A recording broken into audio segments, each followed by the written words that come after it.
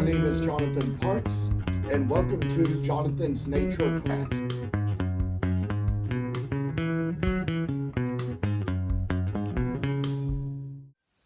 Well, now there's other little freaking steps we gotta take, and I'll tell you all that it comes a time when, as I forgot to do in the last video, we probably need to kind of move this down a little more so you can see what I'm doing. But I am down, let's see, I think I got too thin a grit, too much of a grit for just yet. So I think that the last one was an 80, so this time we need to do a 120.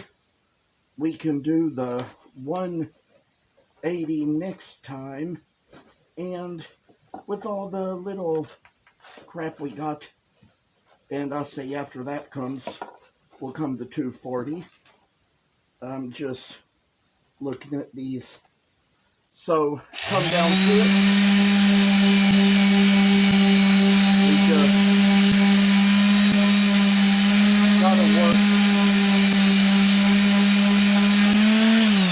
And I tell you, I was just thinking too fast, so I got to sanding too fast, but we're going to come down, bring it down a little bit more.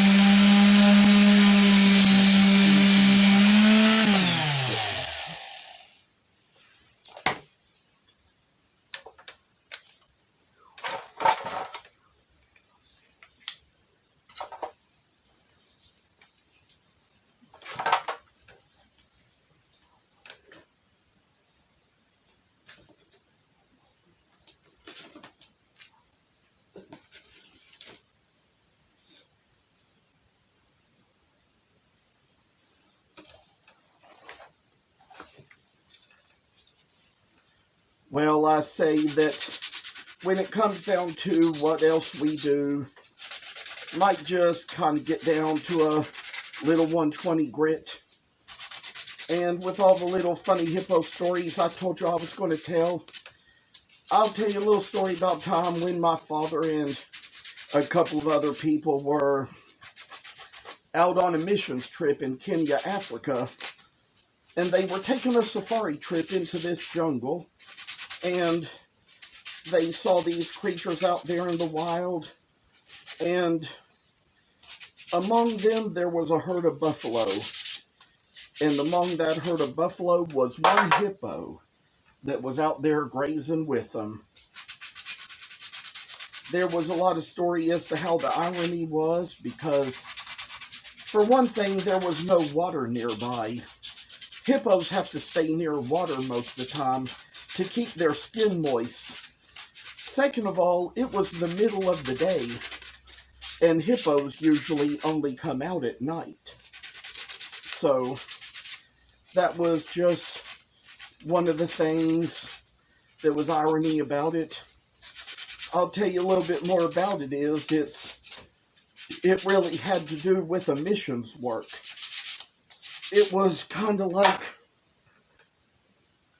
a religious organization that sent missionaries out to the foreign fields, and my father was the secretary of that work at the time.